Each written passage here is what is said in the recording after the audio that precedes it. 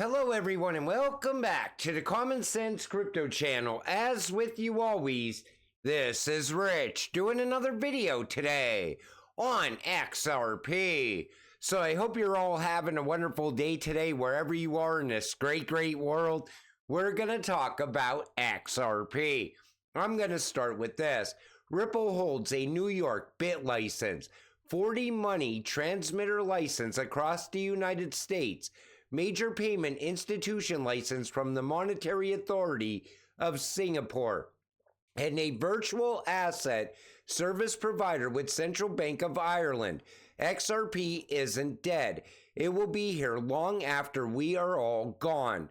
You know, every single day I see people saying XRP is a dead cryptocurrency.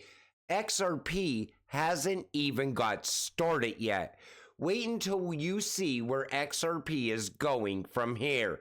Because, you know, those money transmitter license, that's the rails that XRP is going to run on here in the United States. Ripple has no incentive to end the case.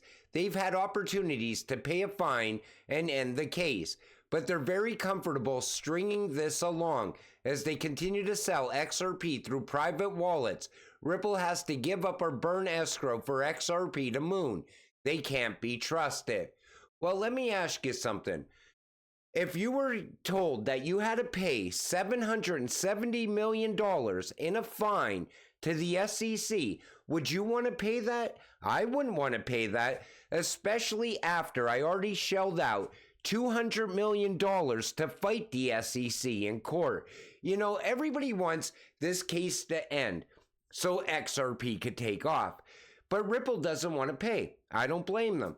Everybody wants the escrow burned. Then XRP will take off. No, it won't. Look what happened with XLM. Sure, it might pump up at first, but then guess what? It's coming right back down. And I think that escrow is meant for something more. I think that escrow is going to be transferred to the central banks around the world. And it's going to be utilized for XRP to move money on a daily basis. The cool thing about facts and evidence is that it doesn't matter if you believe in them or not. They are still true whether you believe in them or not, and applies to everyone. The IMF is exploring ways in which the Esdr could be more widely used in private transactions.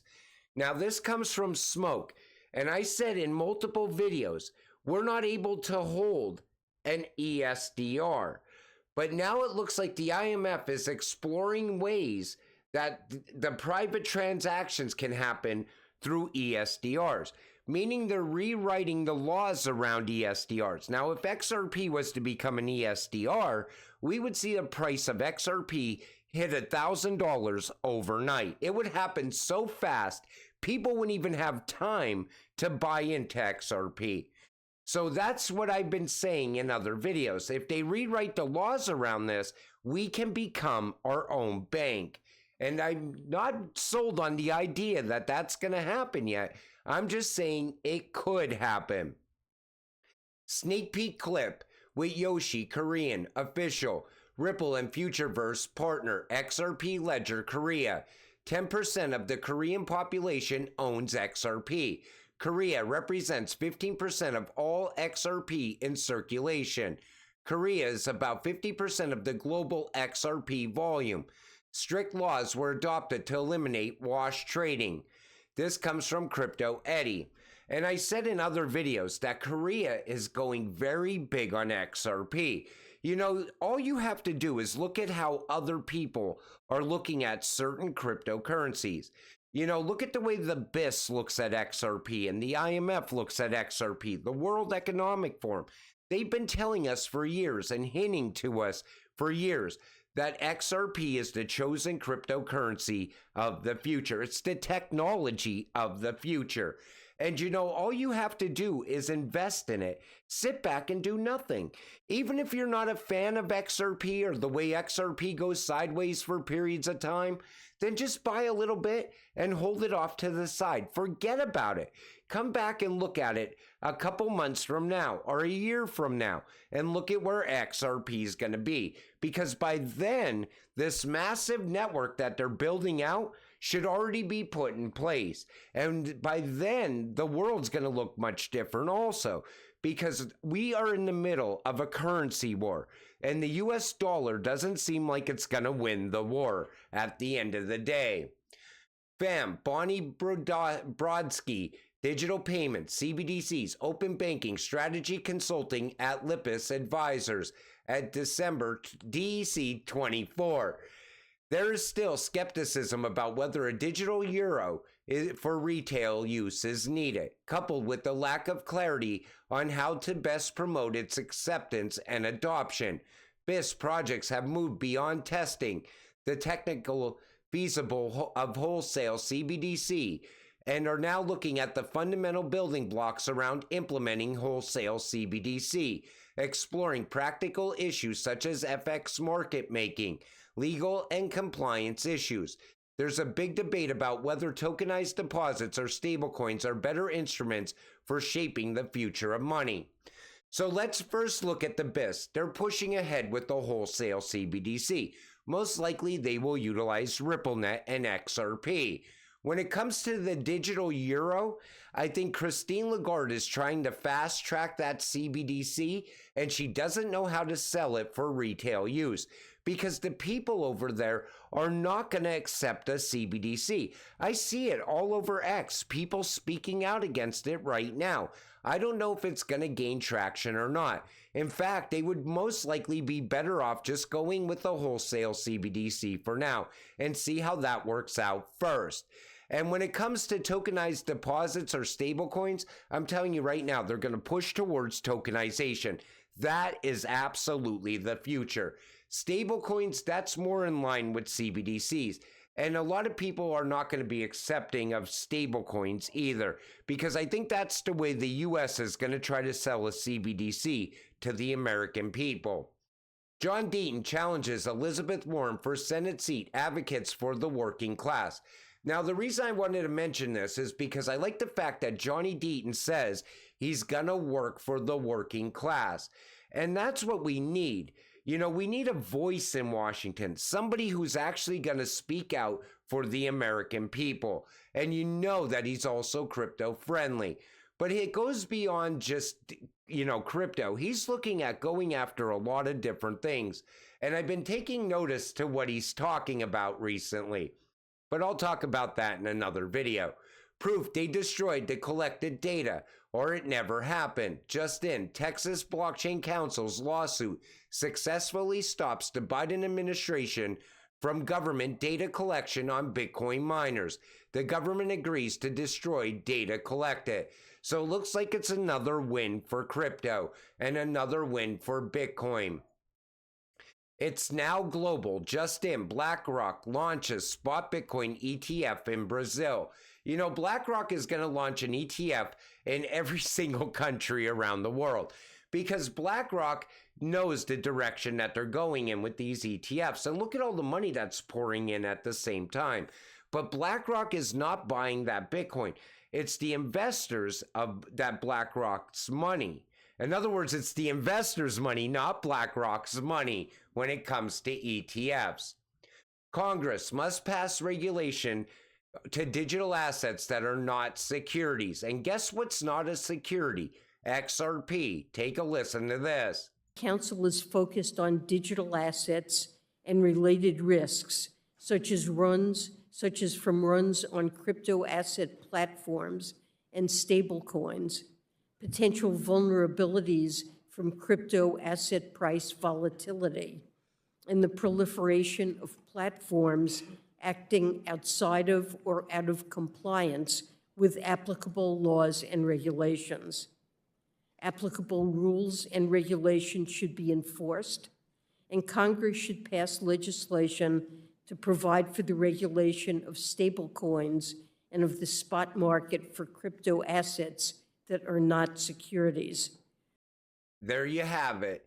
And I think that we're going to see crypto regulations pass this year. I think they're going to fast track them. And I think they're going to most likely be friendly for the retail investor, because it's an election year. They want to make everybody happy all at once, so we get out there and vote for certain people. But you know, I said it multiple times. Once regulations come, the crypto space is going to change forever. We're going to see meme coins disappear overnight. Anything that doesn't have a use case, it's just going to be gone. And what we're left with, and Bitcoin will be still with us, by the way, and so will ETH for now. I don't know about ETH going forward. I think something's going to happen with that, most likely once Gary's gone from the SEC. Maybe we get somebody in there that actually wants to look back at what's going on with Ethereum. But you know, we are going to see everything change very quick. And that's also what I'm preparing for by investing in the right cryptocurrencies now, not chasing meme coins anymore. Because I don't want regulations to come overnight and all of a sudden all my money's trapped in a meme coin that's going to zero. List of global risks that could lead to rapid abandonment of the US dollar as key reserve currency and being replaced by crypto. So you see right here, it says, challenger to USD from either crypto or an alternative fiat currency, emerges and pulls reserve assets away from the US dollar, diminishes demand for US assets, and refocuses attention on US deficit. It's the same reason that they want you to keep putting your money in the bank, but you broke away from that already the day you got invested in crypto. And you know, that's what they don't want to see happening anymore. That's another reason they want to crush crypto in the US. But if you read through this, there's so many things that could disrupt the US dollar right now. Even the central banks, CBDCs, they're talking about China coming for the US dollar, things that are going on with Russia as well. The US dollar is not as stable as it once was. That's what I see going on right now. Very unsustainable system. Everybody listen up. This man spitting facts on stage. They need an event to happen. I grew up, even though I haven't lived in America for 6 years, I'm very familiar with the way that monetary and fiscal policy work over there. And you have a very divisive and opinionated public over there. And you've got a lot of people who happily go along with the things that the government asks them to do, and then you have a lot of people who ask questions and wonder if this is really in their own best interest. Right now, I think it would be very unpopular to try to enter a CBDC into the American population, and they know that, right? And they know, and I don't think that America has been watching China work on a CBDC for 5 or 6 years and doesn't have one in their back pocket ready to go. I think that they absolutely do. The question is, how are they going to implement it, right? And we know that the government, unfortunately in America, left the great vision of a very radical idea with very minimal government intervention and very much a pure democracy to a very controlling state, where you saw that even more recently than ever with lockdowns. But in order for them to usher in a radical new idea, they need to create an environment to where the public is asking for it, right? Like I've been saying, they're going to make it where we're asking the government to step in and do something, an emergency situation. And I honestly think that we already have a CBDC ready to go here in the United States. I think it was being worked on all throughout this entire bear market. While we were talking about all the growth around crypto, they were building a CBDC in the United States. The problem is, if they released it right now, nobody would go for it. They need that situation to happen first, and I think it's coming through the banks. They want regional bank failures and consolidation of the system, which is why they are ending BTFP. The whole point of intervening with BTFP and OCE in the first place was so the Fed could control when the collapse happens, just like 2020 and 2008. Take a listen to this, because they're not buying what Janet Yellen is selling. Fed board and I, in consultation with the president, determine that the failure to protect uninsured depositors would create systemic risk and significant economic and financial consequences. So what is your plan? And we made that determination. Right. So what is your plan to keep large depositors from moving their funds out of community banks into the big banks. I'm concerned you're about to accelerate that by encouraging anyone who has a large deposit in a community bank to say, we're not going to make you whole, but if you go to one of our preferred banks, we will make you whole. They want the money to leave the small banks and go into the much bigger banks. They were doing it last year, and they're still doing this today. And that's why I'm always urging you to break away from the traditional banking system. Get invested into something else.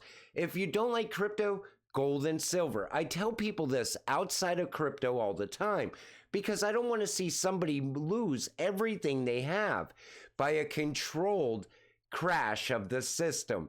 And I think that's exactly what they're working on, because that would also give them an emergency situation, which will lead to a CBDC being announced here in the United States. And I think they're going to fast track it this year because it's also an election year. This way they could get a CBDC out there right before the election even happens. And if not, it's going to happen shortly after the election. Most likely before Biden leaves the office is what I'm saying. But when you look at all this, you could see how no matter how this plays out, us as XRP investors, we get rich either way. Because even if they tried to fix the current system, which I don't think anybody wants to even work on, because we're too far gone at this point. What's been going on is no longer sustainable, and everybody knows it. You could talk to people outside of crypto, and they'll tell you the same exact thing.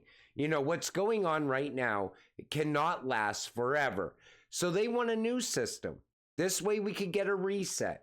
We could go back to balance zero and everything else, and everybody will be happy. The problem is it gives all the control to the U.S. government at the same time. And that's why I said it's an election year, but I think it's going to be a very important election this time around. And I'm a crypto investor. I'm going to vote with my wallet, and I'm also going to vote smart. Anybody who's working against the U.S. or even looks like they're working against the United States and the American people, I'm voting in the other direction. I think China has a lot to do with what goes on in our country, is what I'm saying. And I think it's been going on for quite a while. But, you know, until it all happens, we got to stay patient and stay positive. XRP will make us all rich. It's just a matter of time. With that said, I'm going to wrap up this video. I want to thank you all for watching. I appreciate all of you. I'll see you all in the next one. Have a great night.